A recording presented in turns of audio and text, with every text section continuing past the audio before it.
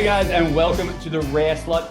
My name is Rands, and these are the bonus episodes of the Booster Pack podcast. Now, the Booster Pack, that's the show where we normally unwrap the stories and crack the mysteries of collectible games. But on these episodes, we can take a little bit more of a relaxed, chilled out conversation about a topic, whether that's one suggested by you guys, whether that's something I've come up with, or if it's a broader topic about CCGs or TCGs in general, or something that's going on at the time.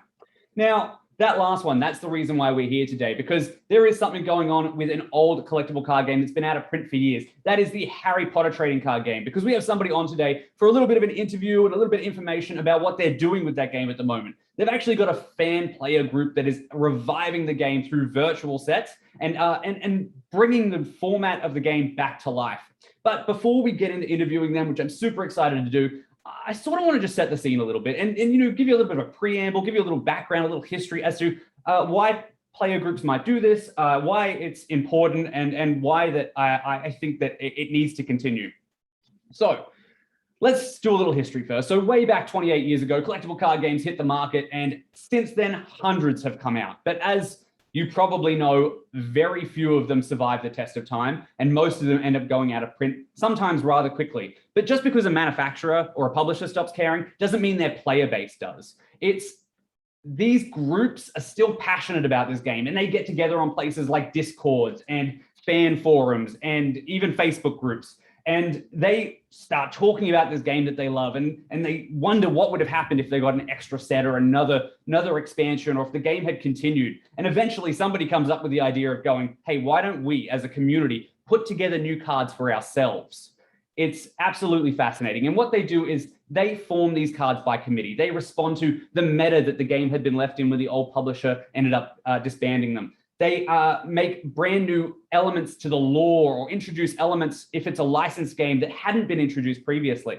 Like, this practice dates all the way back to the mid-90s. Like, one of the earliest examples is the Spellfire Players group. When TSR was bought by Wizards of the Coast, they ended up having the Spellfire players disenfranchised because Wizards of the Coast didn't want to publish Spellfire anymore. So you know what the players did? At Gen Cons and conventions, they handed out stickers to one another of new cards that they had designed so they could play this game with new characters and settings and completely revive their community. Now, of course, there is one of the most famous and probably most long-enduring examples of this, which is the Star Wars CCG's Player Committee. Now, in that group, they have dozens of sets that they've made over the years, incorporating new mechanics, answering things that DiSalvo had left loose ends in, and even introducing characters from the Disney era into that universe. And they use those cards both with the old ones and these new ones to play world championship tournaments and have convention events and all sorts of stuff, prize money and everything.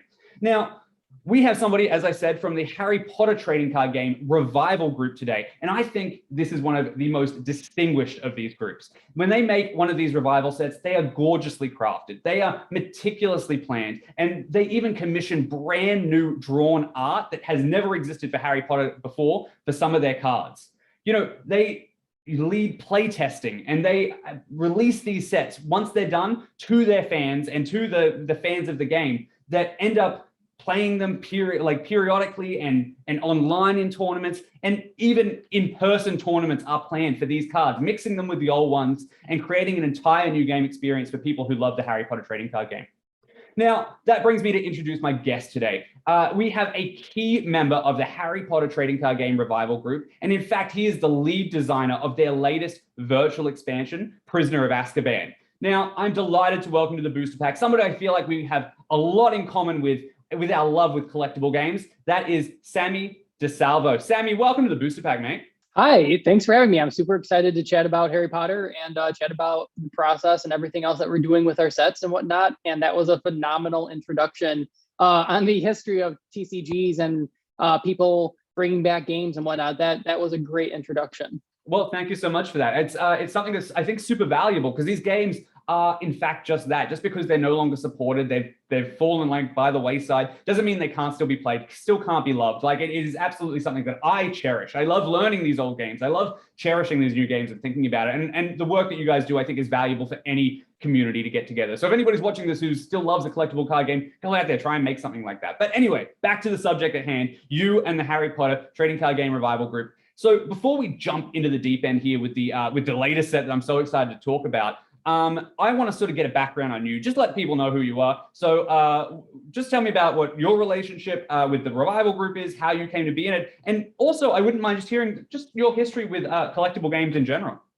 Yeah, so I actually started playing Yu-Gi-Oh back in the day when that was a big, when that started, and I also started playing Pokemon, not at a tournament level or anything like that, but just for fun with friends and whatnot. And then when Harry Potter came out, my parents bought me the book, and I just fell in love with the story. And then the game came out, and one of my best friends, 2 years down from me, her and I started playing the game all the time, and we became huge fans of the game. And then when it was discontinued, and we continued playing it even when it wasn't being printed, when we didn't know about the community. And we just really enjoyed it because Harry Potter inspired both of us in various ways, her with her artistic skills and a whole bunch of other things, and me with some social stuff, and then just story writing. And then in 2017, I had found the Revival group on Facebook and I joined it. And then from there kind of became more involved in various ways and became one of the loudest voices in the group, and eventually led to being in charge of creating new sets and kind of developing that process, and leading us to where we are today with sets, which is our second Revival set. Well, that's so exciting. Like I said, these sets look meticulously crafted and everything like that. But before we jump into, the work that you guys have been doing with the Revival sets and stuff, and of course, there'll be links in the description and all that sort of stuff if you want to check them out for yourself. I would love for you just to give us a brief overview of how the Harry Potter trading card game plays. Like, what is it that appeals to you about it? What is it about the mechanics that maybe differ from other collectible card games, especially popular ones like you mentioned, like Pokemon, like Yu-Gi-Oh, like even if you're familiar with it, Magic the Gathering, just to give people an idea who may not ever have played it before, what this game offers that maybe other games don't. Yeah, so the biggest thing for me is just being involved in the world of Harry Potter, because that is my number one influence in terms of writing and my childhood. So that was really the biggest draw for me. But in terms of mechanics, something that is very unique about this game is, yes, there are mana sources, and you have to have certain mana sources in play to do certain things, very similar to other games. But one thing that's really great about this game that I think makes it more accessible to people who may not like the high-level competitive Magic and Pokemon is that your turn has a base of 2 things that you're allowed to do, 2 actions, and you can't do more than that. There's not infinite loops like there are in Magic, where you might be able to create mana billions, trillions of times and do whatever you want nonstop. That game doesn't allow this. This game allows you to do 2 things, and that's it. It makes it simpler for people to access. It makes it easier to understand. It keeps the gameplay a lot less complicated. There's just so many great things that type of turn system presents. Something else that this game also does is that there are no direct hidden interactions on your opponent's turn. So if you're going to do something on your opponent's turn, and currently there's only 3 or 4 cards that do that, they have to be in play so your opponent knows what is coming. You can't play all of these cancel kind of effects or interrupts, which I think is also nice, because many people hate when you're playing what is called a control deck and they just say you can't play the game anymore. That's just not fun. There's other ways that this game does kind of say you can't play the game, but you can always handle those and they're never a surprise. So those, I think, are the 2 things that make it a lot of fun for me. It's just, in my opinion, not necessarily a broken game like many other high-level TCGs end up becoming. And we're going to try our hardest to not make it become a broken game, because we don't want that to happen. So that's just one thing that I like a lot. And then, of course, as I said, just being involved in the world of Harry Potter. I love all of the spells, exploring the places and the characters, and then just the flavor of so much stuff is so on point. A lot of the times with TCGs, they make up random characters or they make up random effects that just don't meld very well or seem a little off. But the original 5 sets and then our 2 sets, I think, are very on flavor for all the cards, and they are just really great. And I think that having that connection between an actual game and then flavor makes it just a better game in general, because you can enjoy it more. Well, it definitely seems way more immersive as far as the Harry Potter story goes. You know, you feel like you're embodying for those who don't know, you start with a singular wizard that you're sort of representing in the game. That would be sort of like your hero card if you've played Flesh and Blood, or another sort of leading card if you've played many other collectible card games where you start with a central character. And it is something that I feel like the flavor of the game, because it sort of does have that legacy in Magic the Gathering. It is an echo of that, and Harry Potter is a witches and wizards game. There is that sort of bleed together there that I think really, really meshes well with the game. So if anybody hasn't tried it, give it an absolute go. Yeah, and it also makes you feel like you can be a wizard, which is something I used to love. I mean, when I was a child, I used to run around with a robot and a wand, as I'm sure many people did who were, 10 years old or younger when the first books came out, and you just wanted to be a wizard. And this gives you the ability to cast a spell. You can go visit various locations. You can make friends with other characters around the Harry Potter world. I mean, just being able to do that and kind of relive your childhood and dive into that fantasy world that I think helped and saved a lot of people makes the game just so much better. Well, to speak to that immersiveness, there is an element of almost, I wouldn't call it strict role playing, but there is an element of, personal immersiveness in the game. I've noticed I believe one card in one of your previous sets and a couple of cards from the earlier game even have characters saying things on each turn, like whether it's, I can't quite remember an example. I think it's like brilliant or something like that, like, saying magical terms or something that actually lead the player to embodying these scenarios that these cards lay out in front of them. Yeah, which is absolutely wonderful. And one of the examples you're talking about, and the example that you said, has to do with Lockhart, and I think one of his catchphrases throughout the book. And it's just, it's hilarious. It's a lot of fun to just constantly say what Lockhart says and to kind of be in that realm, and then also just to be annoyed by what Lockhart is making you say, because Lockhart is, of course, very annoying. That's fantastic. So one last thing before we move on to the next sort of field of talk. Do you have anything that you would point to as somebody who isn't a Harry Potter fan, something that you just think as far as gameplay goes or something like that, that you would really just say, this is the number one reason you should try this game? I think that even if you don't like the world of Harry Potter, you've never read it, if you just enjoy TCGs and very interesting deck building, I think that this game is going to really speak to you. Number one, because of what I said earlier about the 2 action count per turn, the 2 things you can do, and that's it. It is really going to make you build your deck in a creative way that maybe you don't have to worry about in other TCGs, where you do have an unlimited number of things to do. The second thing that is very interesting, and I do know of one other TCG that functions in this way, but this was my first introduction to it, is that you don't have a life counter in terms of the traditional, here's a countdown from 8,000 or from 20 or whatever game you're playing. Your life is your deck. So it's one of the resources, because obviously you need to draw cards to do things, but at the same time, when your deck is gone, you lose. And that also forces you to play in a different way. Do I want to draw extra cards, which you can just do for one of your 2 actions on a turn, or is my deck getting too low and I can't risk it? And I think that because that is so different from other TCGs, that also really influences the way that you play. So I think those are just 2 parts of the game that are very interesting, that if you are just a creative deck builder or you like really interesting mechanics, that is going to pull you in and be very different from Magic, Pokemon, Yu-Gi-Oh, or any of the big ones that everybody has played. So yeah, so that's something I think you made a really good point there about the life decking that Harry Potter has, where you're discarding cards to represent how much knowledge or energy or power you have left to continue playing.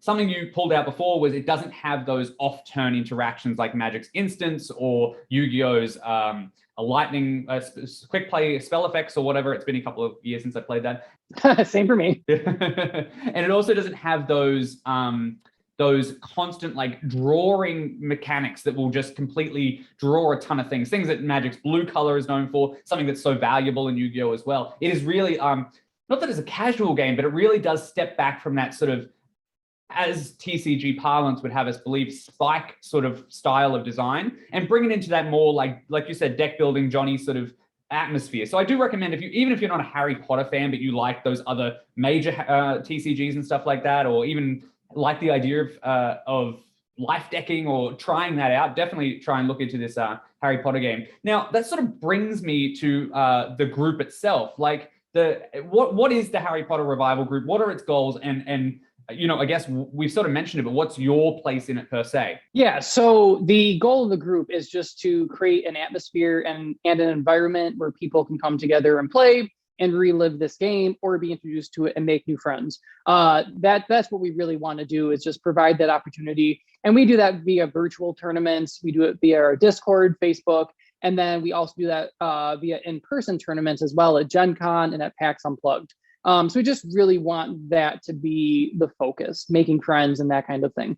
And I've made some friends through the group. I know other people have as well. I know some people who have drawn artwork for us, who have actually gotten commissions from other people to draw artwork for them. And so it's been a really great way for people to, it's been a great way to connect and people just to kind of grow either their professional circle, their social circle. It's just, that's the goal, is to bring back Harry Potter in this positive way and in this game and bring people together. I was going to say, that's just awesome that you're facilitating this new community that that may not have existed, for the Harry Potter game in the same way that it did way back in the early 2000s or whatnot.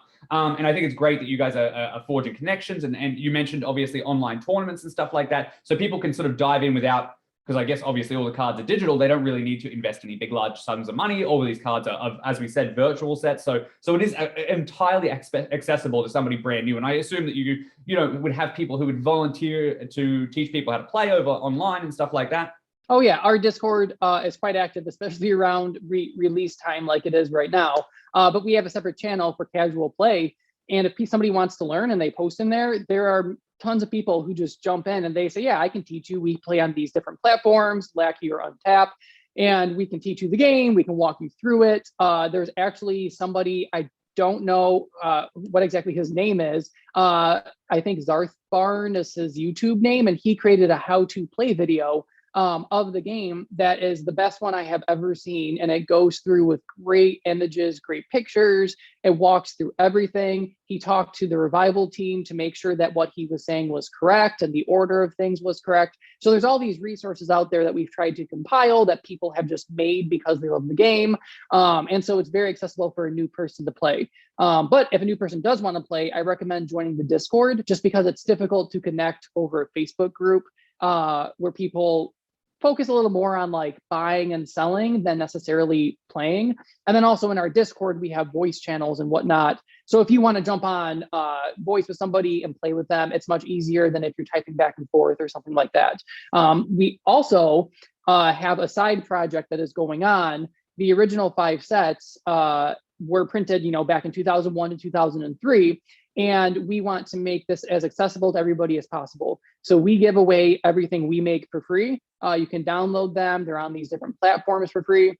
And we have the side project of scanning the original 5 sets. So there's high definition copies of the original 5 set cards. And then people can download those and go through various proxy websites for those, which we also remove or we add watermarks saying that these are not for sale, that kind of thing, so that people can't do that kind of stuff. But we try to just make it as accessible as possible in those ways. I think many people have been burned by card games like Magic, Yu-Gi-Oh, or Pokemon, where to play in the top tier events, you need to drop over $1,000 on one deck. And it's just not fun, and many people don't have that kind of money. So making this free for everybody just, I think, helps alleviate that and makes people feel a little more welcomed. That's awesome. So let's just pull those out while we're there. It's great that you can basically enter the game and play, I assume you mean in paper tournaments with just these virtual cards that are printed out. Yes. So when we have our virtual tournaments, proxies are entirely allowed because, again, it is all for fun. We do usually have some kind of prize, but the tournaments are all for fun. So if people want to print out the cards and bring in proxies, that can be their deck. We often will bring decks to these people to these paper tournaments that people can play with our decks if they want to. And then all of the virtual tournaments are done online, so you have access to the entire card pool there as well. So no matter how you want to play, if you don't want to buy the cards, if you don't want to print out the cards, we have options for you so that you can join and play with us. Well, I think that's super important because obviously after, as we said, almost 20 years of the game being out of print, those cards are getting harder and harder to get. And especially in recent years where people have rediscovered these sort of games, I'm sure you've seen the Revival group grow at least over the last 2 years, probably exponentially, because people have rediscovered collectible card games from their past and stuff like that. I think it's so valuable to offer that particular space. So I know that it's very hard to find cards that we loved back in the day. So it's a good way for people to be able to cherish them. Like you said, you can use like proxy card making sites, so you can actually have cardboard cards as well. Or even if you're just going to sticker them or whatnot, it's a fantastic way. Now, you did mention in there, I'm pretty sure I have this right, but you said 5 sets got released by Wizards of the Coast. So from a Harry Potter fan point of view, what was encompassed in what Wizards released? And then let's work into what you guys are doing. Yeah, so we have 2 different formats that we've created. We have Classic, which are the original 5 sets that Wizards released back from 01 to 03. And then we have Revival, which is our original 5 sets plus our 2 sets. So those are the 2 formats that we currently have.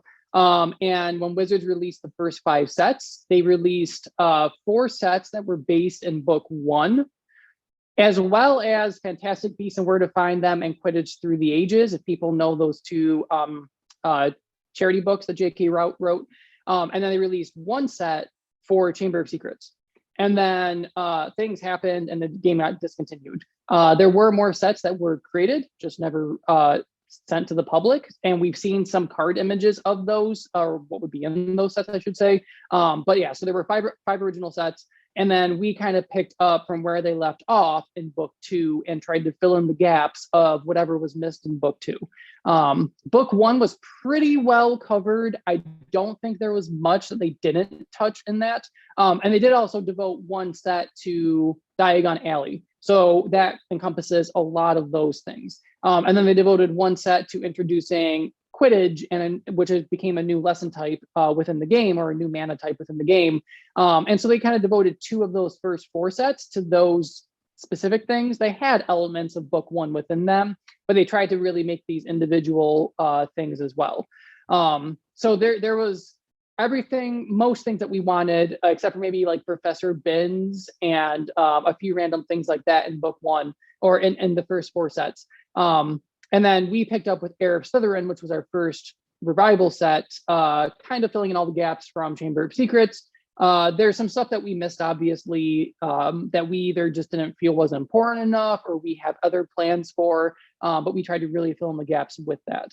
Right. So that brings us up to the end of the second book. And now you guys, as I mentioned in the introduction, have released the third book now as Prisoner of Azkaban. So just before we move on to Prisoner of Azkaban, were you yourself likely involved in Heir of Slytherin the same way you are with Prisoner of Azkaban as lead designer? Yeah. So kind of the way that everything had gotten started was I was talking to the founder of the Revival group, Stefan, and he and I talked, and we ended up putting out applications, got a design team together. And then in October of 2019, we started designing HOS. And that took about 10 or 11 months for us to design and build and whatnot. And with that, I was also the lead designer, and I was kind of setting up all of the platforms that we used to track all the data for the cards and kind of build all of that. And just kind of do the things that a lead designer would do with that. And then I just continued that into POA, and also into the next 2 sets for the third book, which will be coming out within the next year and a half-ish. Well, they sound like big tasks. Like, obviously, you guys creating these sets from scratch. While the concepts and the lore and stuff already exist, you guys, like I said in the intro, are making gorgeous art. If you're watching this on YouTube, you might be able to see some images and stuff like that coming up as we mentioned cards and whatnot. But yeah, they look absolutely fantastic. So let's dive into what's happening right now. Enough with the history just for the moment, which hurts me to say, but we will continue forward. What is your perspective as the lead designer, Prisoner of Azkaban? How did you approach that, and how long has it been in the works? So I'm going to call it HOS, and then we have the POA block. Magic used this term block to describe a group of sets back in the day. So I'm just going to use that for POA. So when we were designing HOS, there were certain things that we said we should really wait till POA, because we wanted to essentially wrap up book 2 with 1 set and kind of fill in all the gaps. And then from book 3, be able to jump off with our own design with that moving forward. So we wanted to do as much justice to the original 5 with that second HOS set. So with POA, we kind of we took, I think, 1 or 2 meetings, and we took the entire design team, sat down, and we said, what from HOS do we want to bring into this? What did we say we were going to hold over? And then how do we want to design POA? Do we want to do multiple sets? Do we want to do 4 sets like the first book had? Do we want to do 2 sets? How should this be set up? And then we also looked at what in the book is kind of set up that we can pull from and build. So all of us reread the book, and as we were rereading the book, we made essentially a running list of everything that was important from the book, names, events, any stupid little thing that we found. And then we compared this list, and we combined these 3 or 4 lists into one master list. And then we broke it down by chapter. And then we looked at this huge list of over 330-ish cards. And we said, how can we break this down further? And so we ended up deciding to break it down into 2 large POA sets that are supposed to break around chapter 12 or 13, which is about halfway through the book. And then also 1 mini set, which will come out between the 2 larger sets. And this way we could give a focus to the mini set and what it's going to entail. And then with the 2 larger sets, we could really tell the story of the 3rd book. And if you look at the cards, you will see a lot of the key points that are brought up throughout the 3rd book. And so we kind of designed it in that way. And then we looked at it in terms of a block as well. How can we thematically tie these 2 sets together with a mechanic, with different things within the set, with keywords, that kind of stuff. And then how can we also make sure that they're also different? So people will be noticing a lot of scrying that's going on because of divination and Trelawney, a lot of kind of setting up your deck and whatnot. And then the second set, if one set is looking at what you're going to do, the second set is going to look at what you already had done and kind of play with that idea a little bit. And so kind of a past and a future thing. And we try to tie that in thematically with Sirius and that whole past, what happened in the past with him, what's going to happen in the future with him. Also with Harry, it ties in with the Time Turner. So we tried to like tie all that together, and we had a really in-depth conversation about that, as well as a million other things to really shape what we wanted this block to look like. So that's fantastic. So let's talk about what, well, okay, let's just pull out there for a second. So just for a singular specific example, now you said you were looking at events in the book, singular items in the book, whether that's professors or whatnot. And I'm sure people will see this if they're familiar with the second book and go back and look at Heir of Slytherin, but this is the new set. So can you give us a specific, maybe a card example or a favorite example of how you took and looked at either an event or something specific in the first part that's going to appear in this new set and sort of designed a card around that? Yeah, so I think one really great example I can give one from HOS and from POA, but from HOS, we took the Basilisk and we had it petrify things on the board essentially. And then when your opponent kills the Basilisk, things are no longer petrified. So we kind of took that idea and made it into this creature that did damage, but also kind of froze parts of the game. And people really loved that flavor. And then with POA, there's a card called Black's Break-In. And the entire idea is when Sirius Black breaks into the castle and into the Gryffindor common room. And with that, the effect ties into essentially cheating a character into play. And doing something with character cards.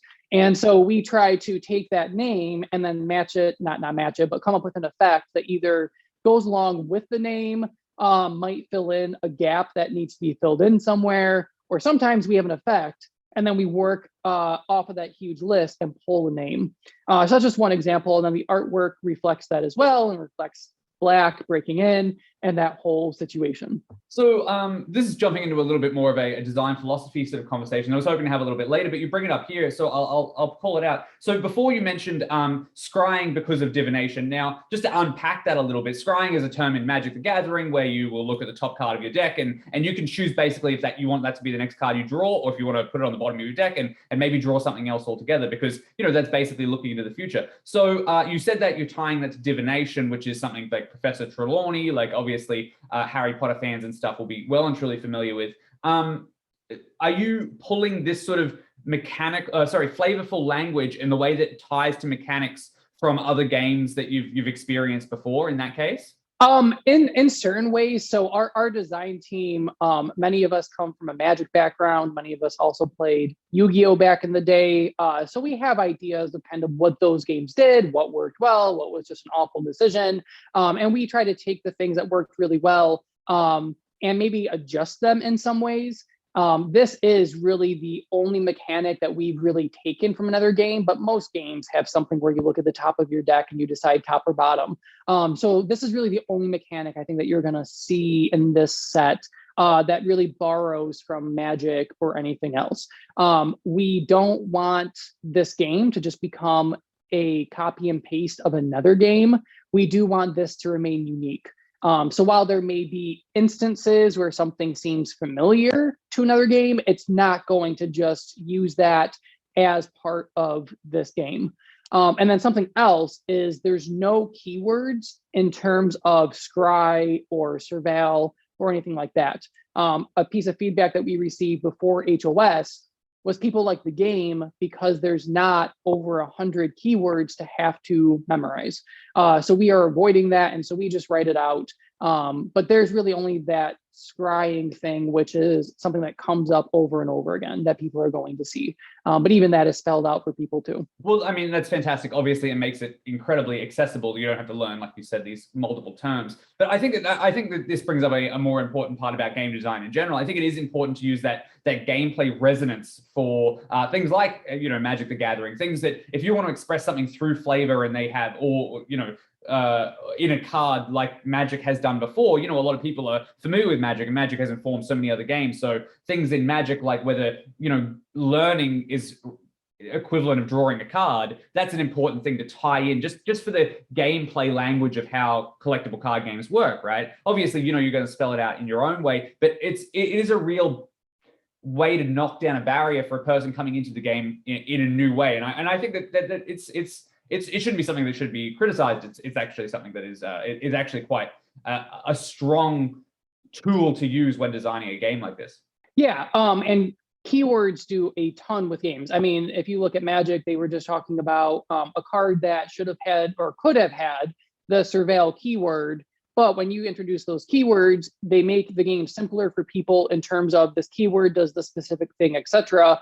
But at the same time, that keyword can be referred to on other cards and then kind of form this this group of cards that all function based on that one thing. So there's pros and cons to it. And we've given it a lot of thought. And we did at one point actually consider making some of the text a keyword. But then we remembered what the community wanted, and they don't want a ton of keywords. They would rather just have it spelled out and whatnot. And we don't want to go down that road. But yeah, you're right. There's this pro and con to it, and you really have to weigh whether it's beneficial enough to implement or not. Well, I'm really interested to hear that that's the feedback from the community, because obviously, in games like Magic, it's a lifestyle game, and people, whether they would like to admit it or not, love to be connected by that sort of lexicon of the game, being incorporated and joined together by this sort of common language that the game presents. But I think the interesting thing that makes Harry Potter unique is that a lot of people who come into this game are coming from a non-TCG, CCG background. That might, of course, change with the Revival group, but, you've got people who want to engage with the story, engage with the flavor, and feel like they're embodying, almost role-playing, as we mentioned before, these wizards and stuff like that. So I think it's super interesting, both pro and con, but I think the way you guys are approaching it is finding that sort of happy medium where the flavor is implied, but obviously not spelled out on the cards itself. Yeah, and I think what you said with the lexicon of the game, that is something that Magic players really bond over. I play Commander once a week with a bunch of friends, and when we can just say this word or this character and we all understand what it means, like it's a bonding experience, exactly as you said. And I think that Harry Potter bonds over the canon and the flavor. Like if somebody casts Incendio at you, you kind of know what that's going to do, and you're bonding over somebody casting this spell from the first book. And so there's a different kind of lexicon bonding that really comes more from the canon than the game mechanics themselves. Because as you said, most of our player base are not TCG players. And if they are, they were incredibly casual players. They might have played just with friends around a kitchen table, or they played with unsleeved cards like I did on a picnic table outside when it was raining. And it's just like a cardinal sin. So everything you said is hitting it right on right on point with where our community is, with what they want, and with what they expect. Now let's jump into POA, because we've talked about it, and we've actually talked about what you haven't done with the set. But this episode itself is coming out on the day of release for Prisoner of Azkaban. The community is going to have it in full on the day this episode airs. Tell me, what are some of the things you've done with it? What are some of the most exciting things that you could not wait to show people? What are some of the mechanics? What are some of the cards? What is some of the flavor that you've just felt like you have spent the last year sitting on that you finally get to put in front of people and see how they respond to? So there is a lot that we have been wanting to tell people. There's so much. I've got nowhere to be. So there's just so much. So there's a lot of characters that we're incredibly excited to introduce. We are bringing Fred and George back as character cards, and they are going to be beaters. And we are actually building out a new archetype of Quidditch. So Quidditch right now is kind of the bad child of the. So for people who don't know, there's 5 lesson types: Transfiguration, Charms, Potions, Care of Magical Creatures, and then Quidditch. And Quidditch is always considered the weakest, and it's always just kind of shat on over and over again. It is my favorite. So I will just inject, just if people haven't connected, lesson types mean like mana types. So like in Magic, you've got your 5 mana types, whether it's, red, blue, black, green, and white. This is the equivalent in this game of that. Yes, thank you. And so Quidditch is my absolute favorite. Potions is kind of creeping up there with this set, because this set's introducing a lot of awesome potion cards. But yeah, so we wanted to kind of give Quidditch something a little more than what it had. So we're introducing Fred and George as beaters. The artwork for it is beautiful, and they are going to essentially care about Quidditch items in play, because Quidditch cares about Quidditch stuff. And so we're really excited to kind of expand on the Quidditch position archetype. There's also some spells that deal with that. There's already an item. POA 2 may see the return of another character for the Quidditch archetype. So there's a lot of cool things that we're trying to do with that position archetype. We're also introducing a brand new Argus Filch card, which is one of the most used characters in the game to get rid of adventures. His new one gets rid of events, which is a new card type we're going to introduce. More on that later. Way to just drop that in there, by the way. I do it all the time. We're also introducing, I think, what people are most excited about, and that is a Professor Rubeus Hagrid. So there's character cards in this game, and you can only have them as your starting witch or wizard, which is a card that you are essentially embodying that witch or wizard, and they are in play. You cannot be them unless they are a witch or wizard, and the card designates on it those 2 terms. And there were 2 Hagrids before this set, neither of which were a wizard, so you can never start with him. Now he's a professor. He's been freed of his crimes after Chamber of Secrets. He is a wizard again. He never stopped being a wizard, but now he is canon a wizard. So people were super excited. That was the first spoiler we had. We're introducing Lupin, Sirius Black, Trelawney, Fudge, all of these things that I think people are just going to be super excited for. I am super excited about them.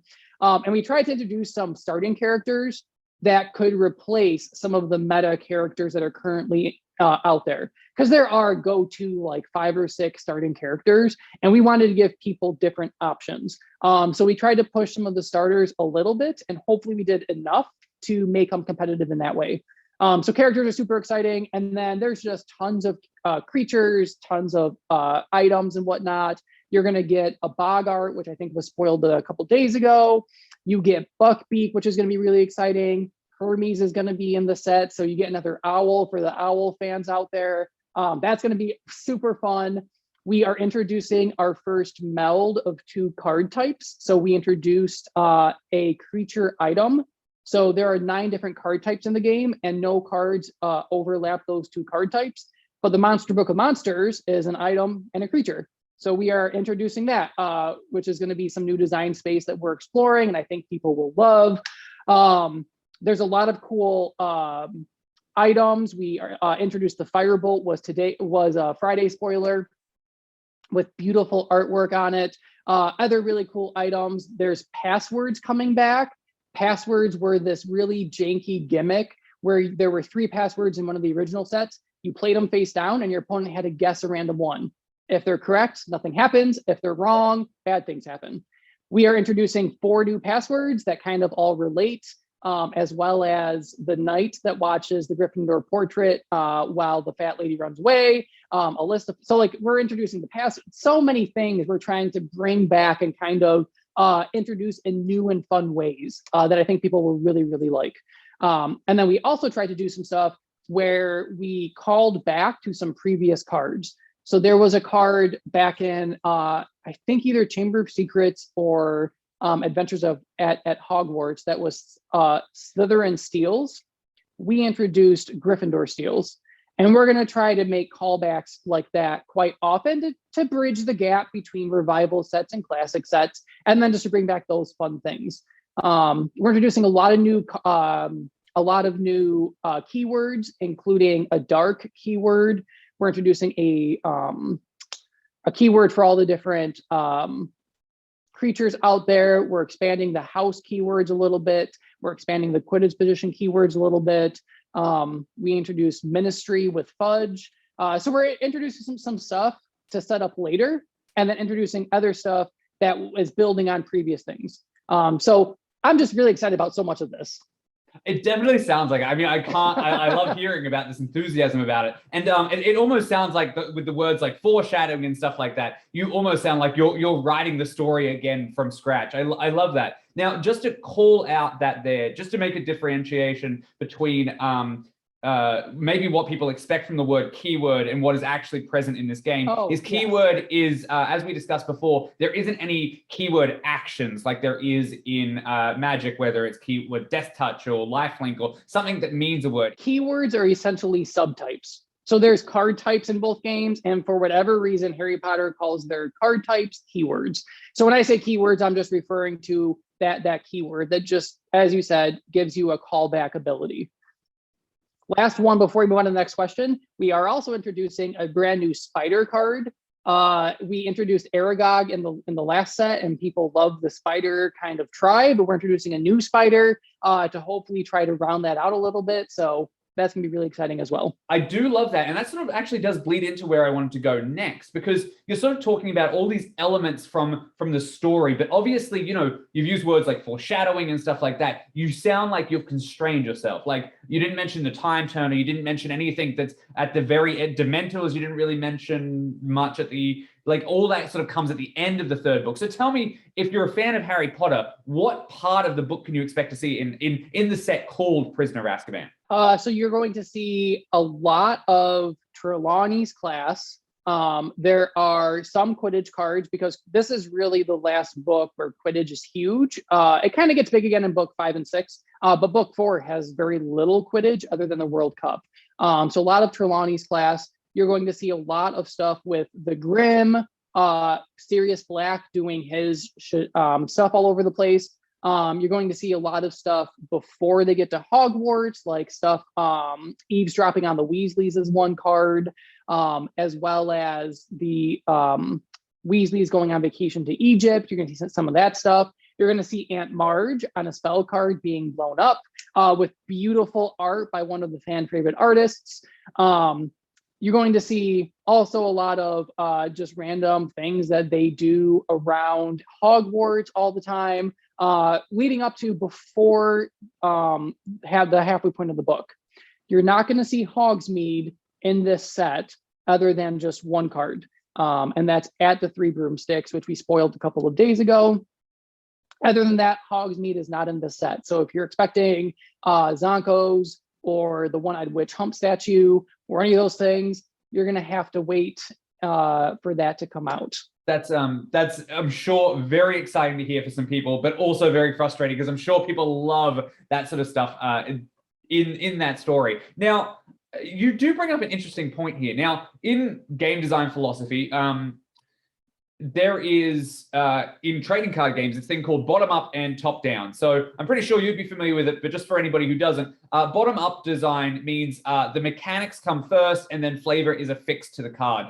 This happens a lot in Magic, you know, with things like things that are necessary for the gameplay of the game, whether it's what they call a kill spell, which is destroying creatures.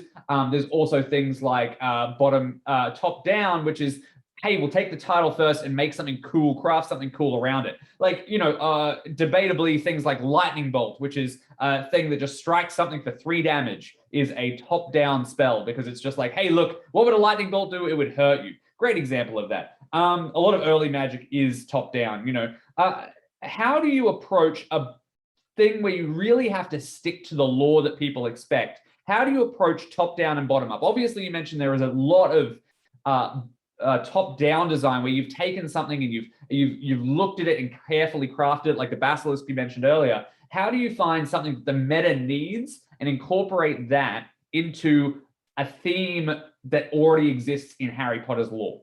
It is not easy, and it often leads to very long calls with the design team arguing over what should go on what card and how things should be balanced and what actually needs to be addressed and not addressed. And so the entire block as a whole did start with looking at the book as a whole and then parsing it down from there. While we were doing that, we also did have, we look at the tournament data that we have, we look at the top decks, we look at the decks that maybe are the most abusive toward other people or the biggest control decks, that kind of thing. And we have conversations and we say, okay, this deck is doing this thing. Is there a way that we can kind of slow it down or that we can kind of shift what it does or how it has to interact with the opponent? Or we look at a deck that we want to make a little better, but just can't perform with what currently exists. And we say, how can we make this a little stronger? A great example is spiders. The spider tribe right now, there is just not enough spiders that are good enough to make a full deck with. So we decided to say, let's make a new spider card. Let's fill in this gap to try to bring up this deck. And there's nothing really specifically in this book about spiders, but there was enough precedent from HOS and Chamber of Secrets that we could just say that there's this spider and there's gonna be really great artwork for that as well. And so we kind of filled in the gaps that way. So it's a real mixture of both of those design ideas, really depending on what we need to do. Most of the time, we do start with a card name and we build down from the card name. That's how most of the cards are designed. If somebody does have a really great idea, they kind of look through all the card names and think of which one does this fit with. But for the most part, we'll look at a card name and we'll say, what does this place do? What does this spell do? How can we build it from there? So it differs between all the different cards, but for the most part, we always go from the name to the effect. Okay, cool. So I would assume, obviously, you would lean into top-down design more for things that are so iconic in the story, whether it is serious or something like that.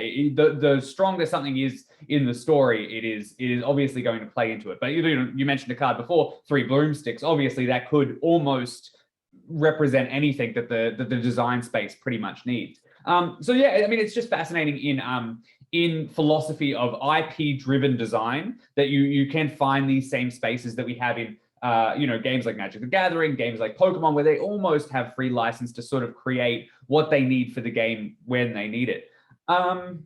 So if you're happy to continue talking about design philosophy for a second, because I really think that this is an interesting point and really does bring a lot of validation to this set, because you guys have obviously thought very deeply about it. It isn't something that just a bunch of fans have thrown together and be like, hey, wouldn't this be cool? Wouldn't this be cool?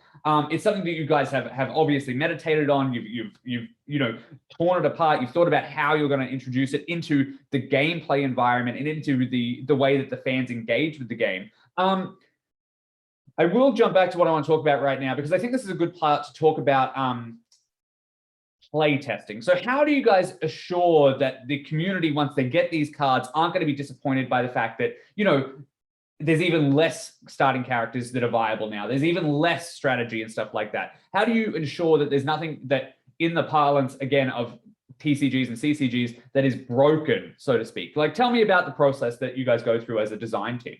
So there is no guaranteed way to make sure that something is going to be liked, hated, or not break the game.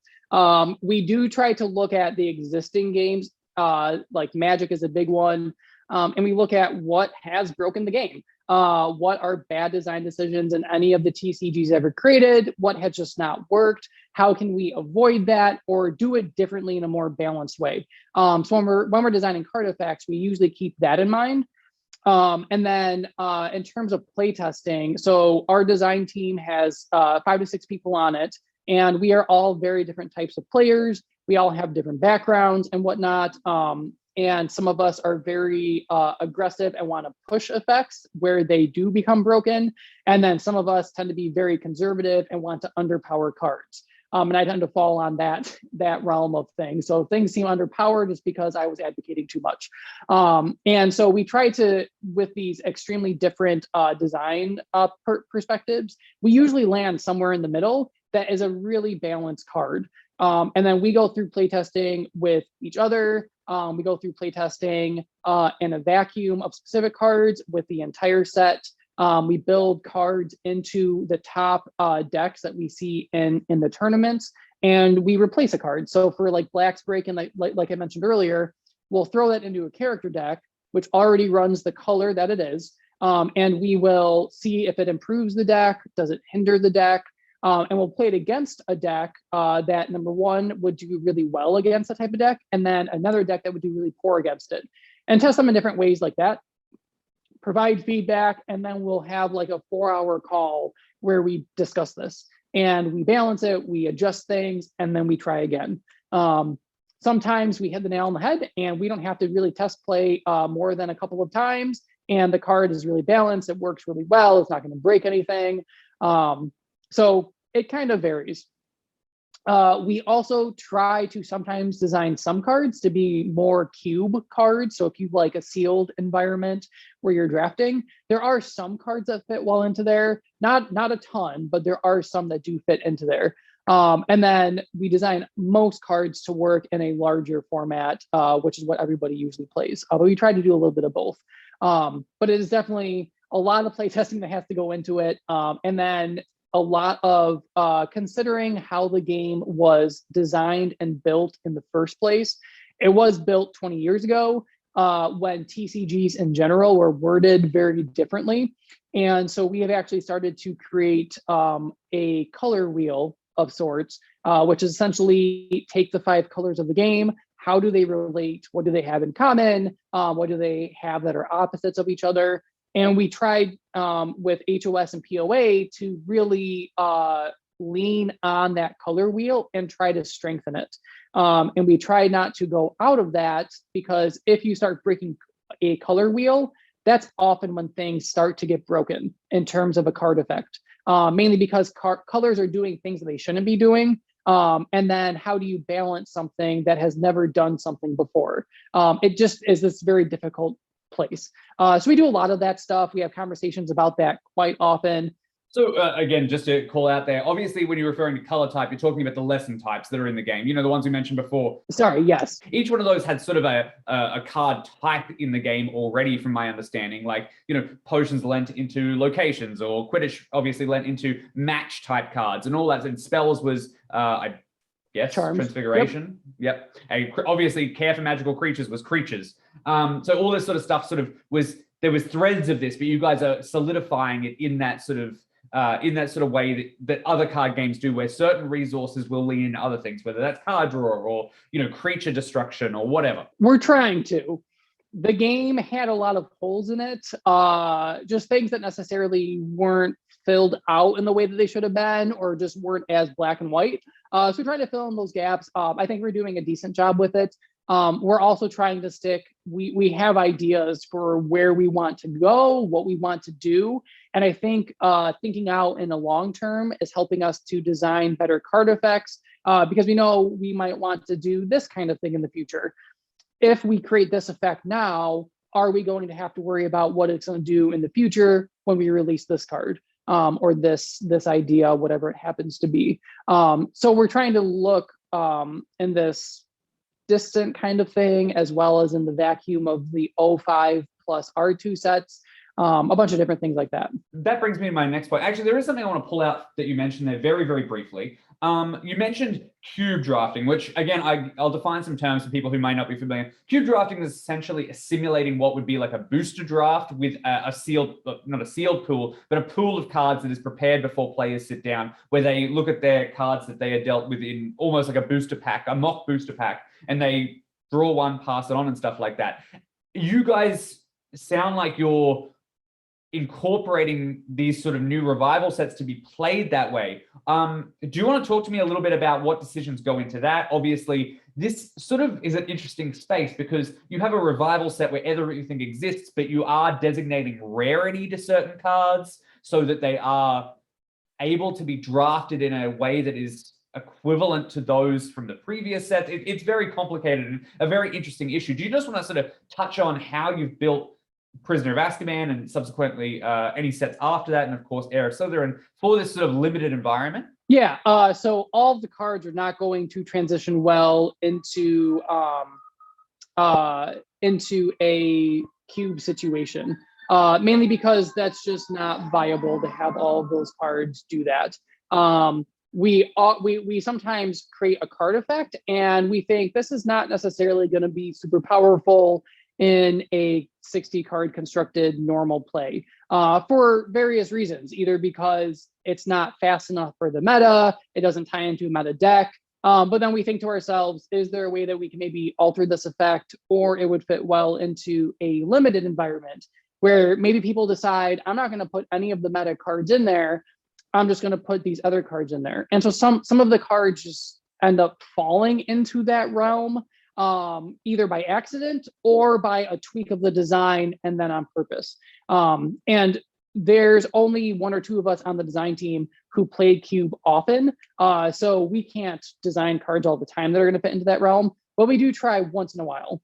So it does sound like a really complicated process, but also a really exciting one that I think will pay off when you guys get to play in-person tournaments and really experience these new revival sets as they come out. And I'm sure there'd be a way to do this all digitally online and stuff like that. It might be a little bit more complicated, but it does excite me for what could be possible with these revival sets in the future. Because I assume I'm not 100% on what happened with the original Harry Potter organized play, but I don't think that's ever been drafted or had any sort of limited sort of structure to it before in the same way that Magic the Gathering has, or Legend of the Five Rings or other games from the era. Yeah, it wasn't, and the tournament play for it was very loose, and there wasn't anything really organized by Wizards other than maybe an event at Gen Con. And so we are trying to also build out the cube situation as well, and there are not a ton of cube players at like that limited space. But we do have a channel in our Discord where people can talk about, here's my cube list, how can I make it better? Actually, something people talk about in the cube channel is how many creatures should I have? Because they are things that go into play and then deal constant damage. How can I deal, or how many of these should I put in? What colors should I lean on more for a cube? And then people share their cube lists. So that community is kind of growing and fostering with itself. But we don't necessarily do a lot with that in terms of the revival design team, just because we are catering more toward general play and not that cube play. But one thing that is really cool about the community and the revival team is we all are on Discord and we watch the conversations that happen in the public channels. And so when people are talking about, this would be a really cool thing to have, or I would love to see this effect, or I would love to see this card, if they are talking about something more flavor wise, we are seeing all of that, and sometimes we do incorporate some of that into our design. So being a part of the Discord and talking about what you want to see can sometimes get you the card you want to see. Maybe not exactly, but give you something along those lines to either round out your cube or do something else. So that's another great incentive for people to engage with this community. Obviously, these, this isn't a giant corporation. These people, the people who are designing this, have a face, and they can talk to you and they can listen to your feedback. By all means, if limited play is something that's super valuable to you and your friends, or constructed play is something super valuable, or heck, if spiders are something super valuable, make sure your voice is heard, and you can definitely be able to affect the future of the Harry Potter trading card game. Now, I will get off this, very opaque sort of design philosophy conversation in just a moment. But my big question, I guess, at this point is just moving forward. The emotional resonance of the Harry Potter books is something that's so strong. Like, it is something that that really, like you mentioned it when you were talking before, people emotionally connect to Harry Potter and the way that the story flows and stuff like that. Is there any way that you guys think about the emotional resonance of gameplay when you guys are trying to replicate the books? And furthermore to that, how do you plan to approach that as the source material matures? So there were multiple conversations into introducing a new lesson type, so a sixth color. And this was debated very hotly by the design team. It was very split. We had multiple calls that each lasted 4 or 5 hours. I mean, it was a long conversation. But one thing that it focused around was the books do start to get darker. The overall tone does take that shift. How are we going to handle this? And one thing that we had said was that with the current 5 lessons, there's not really a lesson that those darker themes fit into really well. So we wanted to create a new lesson type that would be a dark arts lesson type or something along those lines, to kind of encompass all of those darker things. And that would kind of be how we would fit darker material into the game, and kind of give it a silo for itself, more or less, without having to tie it into all the other colors and all that kind of stuff. So that was one of the large conversations. We decided in the end against a lesson type. So we're not going to be introducing a new lesson type, mainly because from a mechanic perspective and a gameplay perspective and a balancing one, it is incredibly difficult to introduce a new color type. Magic introduced artifacts, and artifacts have become incredibly powerful in their own right. There's even stories about Magic wanting to introduce a purple color at some point. So we kind of took lessons that other stories have told us, and then also these long conversations, and we decided no to that. And then the challenge became, how do we incorporate those darker things into the current 5 lesson types? And so we decided to introduce the dark keyword, and we're going to tie together those darker kind of ideas with that dark keyword. That way they can go on any lesson type. It takes a bit of pressure off of us to introduce a 6th lesson type and have to balance that. And then it also allows it to be kind of scattered about a little bit, to break up that darkness. We also are going to try to keep the artwork, not necessarily this bright sun shining look, but not have it be something that looks like maybe a Game of Thrones movie poster where there's a lot of blood and all that kind of stuff. We want to keep it true to that original feel of Harry Potter. That way, even if there are darker moments represented on cards, it's not necessarily this really gory situation. Because we do want to keep alive the original spirit of Harry Potter, which is not going to be that super dark, murderous sort of situation. We have not had conversations about books 6 and 7 where it gets really, really dark and there's a lot happening, because I'm sure the deaths are going to be something that are going to be very difficult to handle. We do have artwork for some of those moments already. We will tackle that at some point, but so far our approach has been to use this dark keyword and kind of handle that. And then in terms of just the enjoyment while playing, it seems that the canon and what we have used brings people enough joy already. But there is this imbalance in some of the cards and the meta decks that makes some people not enjoy playing the game. So we introduced a ban list to try to remove some pieces that were just really detrimental to fun gameplay. Just because it's fun for a small group of people does not mean that the larger community enjoys it. And so we take the feedback of people as well. If everybody is complaining about this one card making the game unfun to play, we will look at that and we will try to either put it on the ban list, restrict it, or as we did with POA, introduce cards to combat that in a much easier way than what already exists. So we try to balance fun gameplay in a myriad of ways. We don't want to touch the ban list too much because we don't really want to just become the police with that. We'd rather introduce interesting alternatives to combat it. There's a lot to pull out there, but obviously, first of all, you were talking about trying to solidify this color wheel or color pie or whatnot of your 5 lesson types, and introducing something new would make that increasingly more difficult. Because once you start to solidify that, how do you start to wedge out a new shape there? The one thing I do want to pull out, like, there is obviously a huge complex conversation about banning and stuff like that, but I obviously don't have the personal experience with the game to dive into it. So what I would like to do is get out of the weeds a little bit and talk about something that everybody can enjoy, the art. You mentioned it in there. You don't want to really dive too deeply into the art for these dark, bloody themes, like say Flesh and Blood or something like that is doing at the moment. But do you give me a brief overview? As I mentioned in the introduction, you are acquiring new pieces of art for this game that, again, you're releasing for free. So obviously you're doing it at a detrimental cost for the community. But you're giving them this whole new way to look at the game. Tell me about how you guys go about choosing art, how you guys about finding artists, how you guys go about writing, if such a thing exists, art descriptions. Do you leave it up to the artist? Tell me everything you can about the way that the Harry Potter Revival group goes about acquiring this original art. So artwork is one of people's favorite things. We have a lot of returning artists for POA, which people are very excited about. Some of the favorites are returning. We have some new people coming up and whatnot. So the art is just a fantastic thing. And the art process is probably one of the most complicated processes because we want to give as much credit to the original artists of pieces as we can. So we essentially take our list of cards for the upcoming set, and we have a separate document that I share out with artists via Google.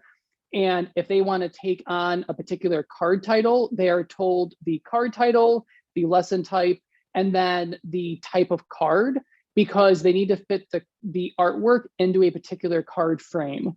So they need to know whether they need to create a horizontal rectangle, a square, a vertical rectangle, that kind of thing. So they are told that. Then they choose whatever card name they really enjoy. So the artist that spoiled on Friday, Sophia, she said, I really love the firebolt. I want to draw the firebolt. And she did a wonderful job drawing it. And she also picked 2 other cards, one from POA 1 and one from POA 2 that she's going to draw. So artists just pick whatever resonates with them. And then I direct most of the artwork, and then Stefan helps create the cards and then adjust some of the artwork if needed in certain ways in terms of just resizing. And when I talk to artists about, you want to draw Firebolt, okay, I don't tell them what I expect unless it needs to be said because of some kind of restriction, mainly because I want to see how other people have experienced Harry Potter. I want to see what their perception is. I want other people to see how others are viewing this world. And I think that is one of the really cool things about the community is people have these ideas from their childhood of what Harry Potter looks like. And I really just want that to come out. So when you look at these different artists, you'll see, number one, they all have their own style, which is really, really cool. And number two, you'll get to see how they view the world. And maybe that's a little different than how you viewed the world. And so essentially, there's a lot of scouring the internet for artists and current artwork. And I will contact an artist and I'll say, hey, I'm part of this group. We would like to use your artwork. We can't pay you because we are we're giving everything away for free. There's no money transactions here. But we would love to use your artwork. We will credit you and then whatnot. And people have actually reached out to some of the artists and asked for things, as I mentioned earlier. And so some of the artists just said, yeah, here's my entire collection. Do whatever you want with it. Other artists have said, I will draw brand new stuff for you because I just love Harry Potter. And they will draw new stuff for us. And then some artists are just like, yeah, here's one piece, go ahead and use it or whatever. And then we had some people from our Facebook and Discord groups reach out to me saying, I want to draw stuff. And so HOS was really like collecting this group of artists and starting to build out this collection. And then for POA, almost all of our artists from HOS, except for maybe 2 or 3, returned and said, I want to draw more. So we also have a website called akio.cards, which a member of our community built, which is phenomenal. And it's essentially a database of all the Harry Potter cards, new and old. And on this database, all of the artists get their own webpage that links to all of their cards. So that is really cool as well. So artists just kind of design their own thing. They send it to me. If it is not up to what we need it to be, I'll give them a little bit of feedback and whatnot. And I'll say, can you try changing it a little bit? If it's good to go, I'll say like, this is great. Can you send me the high def version of it? Here's my email, etc. And then we just throw everything into this giant folder that we share. And then as we need the art for specific cards, we pull that down and we use it and whatnot. But the artwork is one of the best pieces of the game. And I think something that pulls most people to this game just for the beauty of it and that return to childhood. Absolutely. I could not agree more. And I love the way that you're bringing this community together. Now, I do want to circle back to one of my final sort of big topics I want to touch on. And you've sort of touched on it there, the future of the Harry Potter trading card game revival group and where you guys sit. You said that you haven't really discussed 6 or 7, but that also leaves two other huge, the two biggest, I believe, two big, huge books that you have discussed and characters that I know people are going to be absolutely excited about. People like Cedric Diggory, Bellatrix Lestrange, the return of Voldemort himself.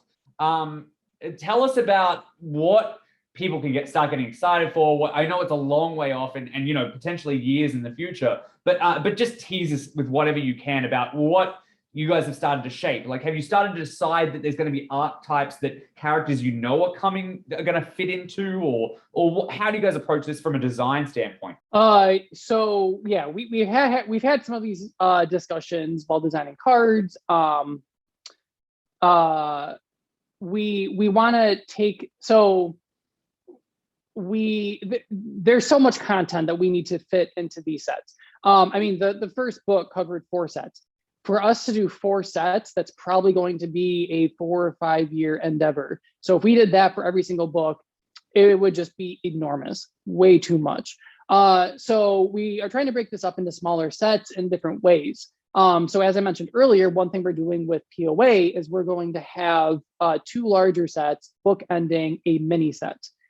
And that mini set is going to focus on a particular place in the Harry Potter world that is big in the 3rd book.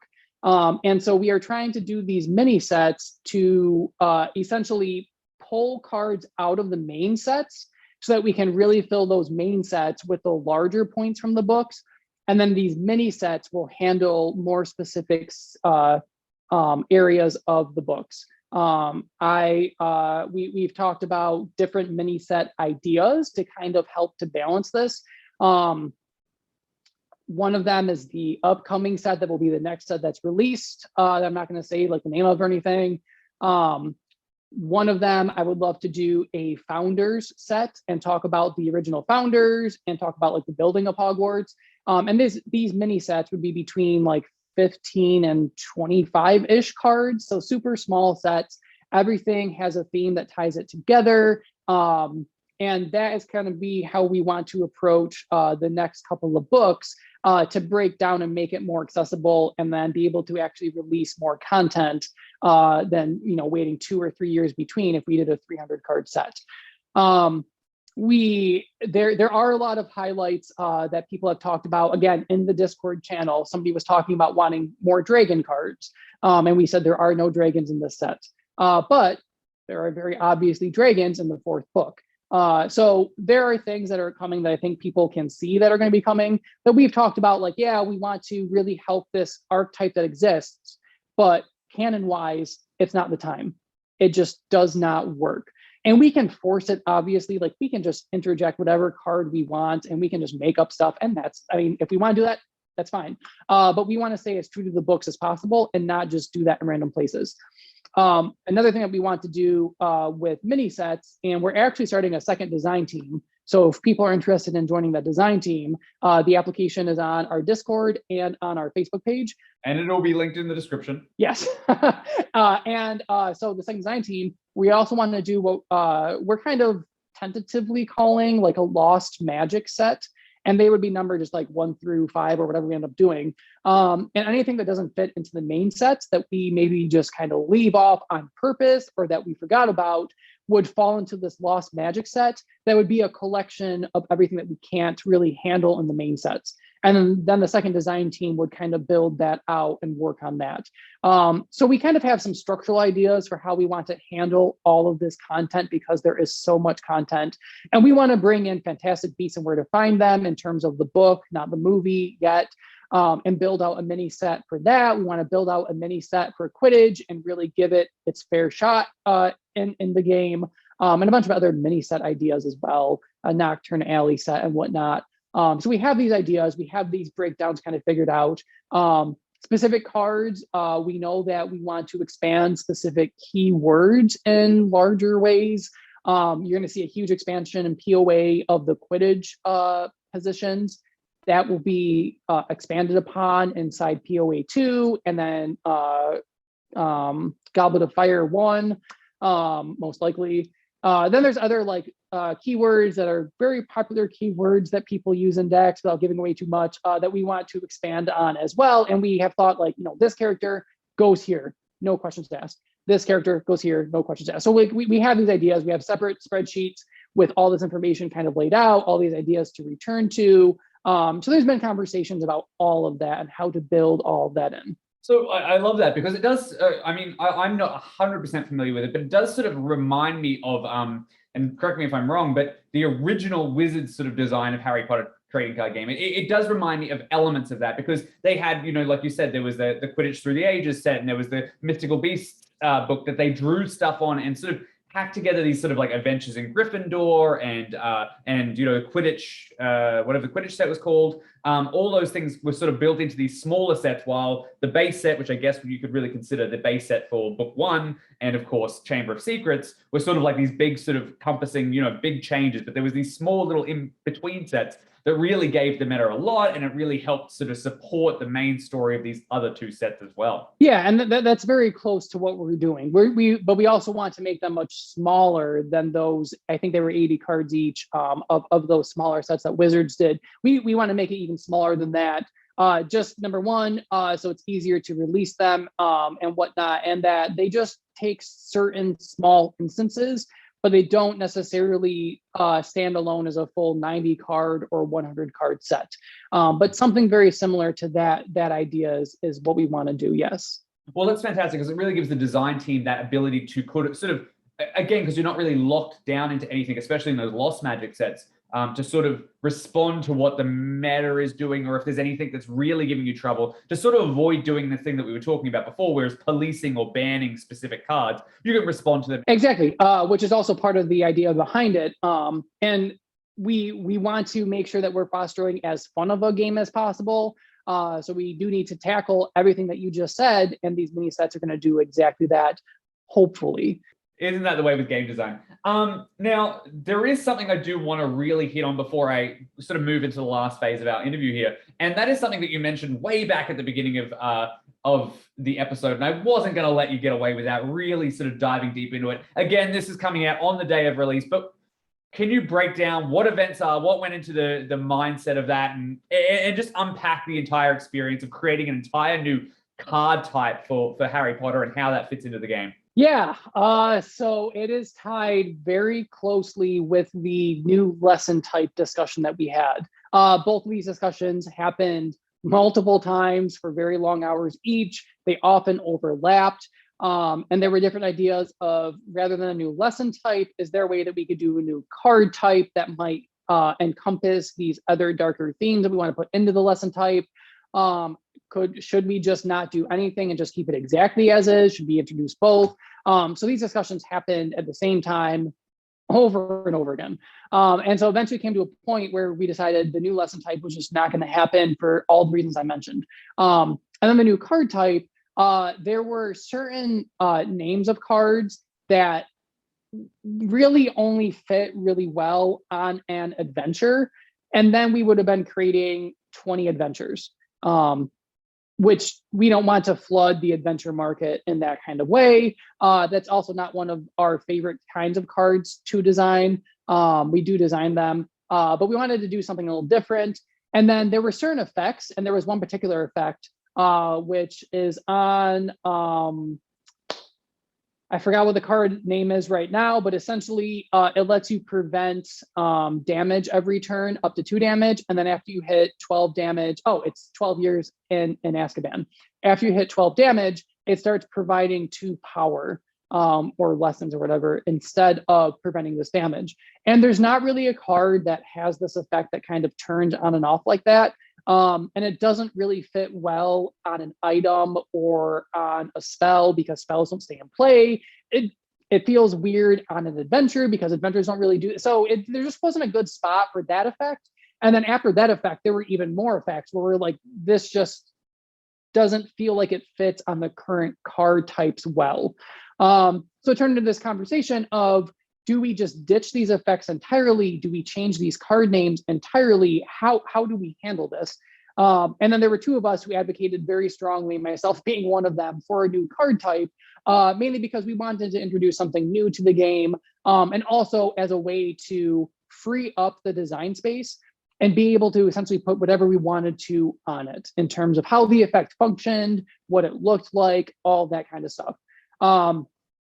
So from these conversations, from these weird situations of the naming not working on different cards, on the effects not really feeling like they fit on certain cards, and then also to give us as designers taking over kind of the release of new cards for this game, a new design area that we can play in and that is kind of our own, the events were born.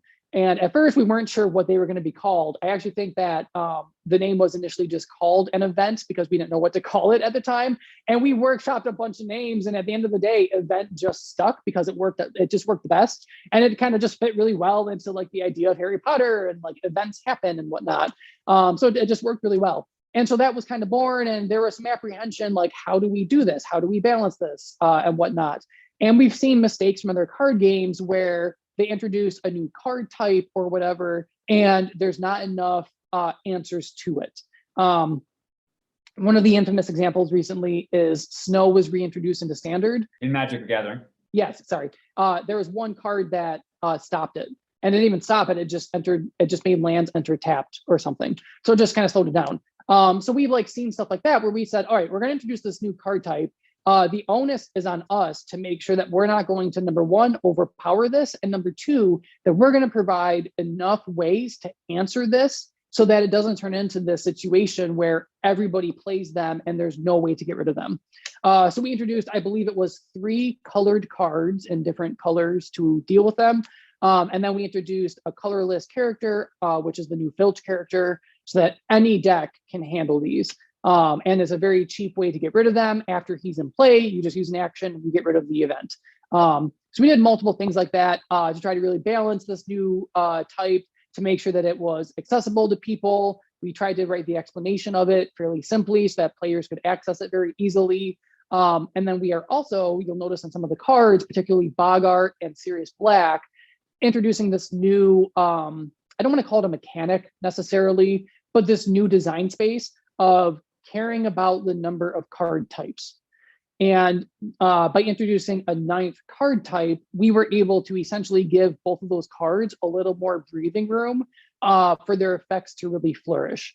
Sirius essentially taxes the opponent 1 extra power cost per 3 card types in a graveyard.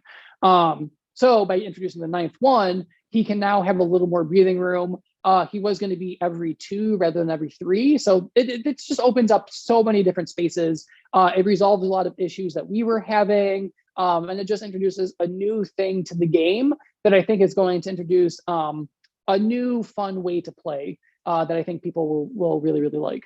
Now, all right, so that sort of brings us to almost the end. I do want to ask basically your advice, your personal advice, somebody who's so engaged with the community. What is your advice as somebody who is a leader and a high person in this community to people who want to get into it? What do players do to sort of find out about Harry Potter? Like, where do they go? What resources do you guys offer? And ultimately, do you guys have events and things coming up in the near future? Like what is it that that you guys are providing for these new players to sort of enter the game? So we are on, I believe, pretty much every social media platform except for like Snapchat and TikTok at this point. So you can find us on any of those platforms, and we post a lot of stuff to Facebook and Discord. Instagram and Twitter are used once in a while, but you can find us on any of those, which is great.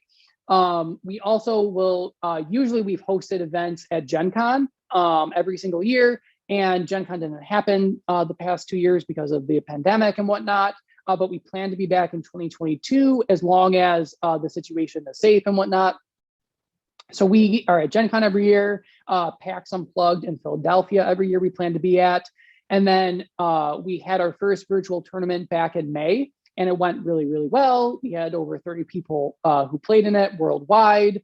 And we are planning on doing more of those tournaments. There should be one coming up within the next month or two online again. Then there's also a weekly event. There's multiple events actually throughout the month and throughout the week. We host, we actually have a member who started a Wizarding Wars event on Tuesday night. So it's Tuesday night at 7 p.m. Eastern time on Discord.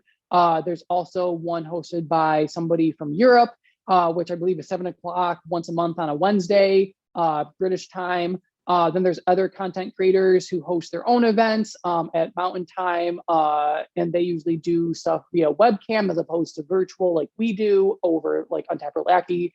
And so there's different platforms like that. And all of those are listed on what we have created is a Google folder, which is pinned in our Facebook group and our Discord channel. And this Google folder has as many resources as we can compile into it. There's a beginning navigation document that then links to everything else in the folder. We put all of our deck lists in this folder. So any deck lists used during the tournaments, during our Tuesday night events, we post in there as either revival or classic formats. This folder also has the how to play video link.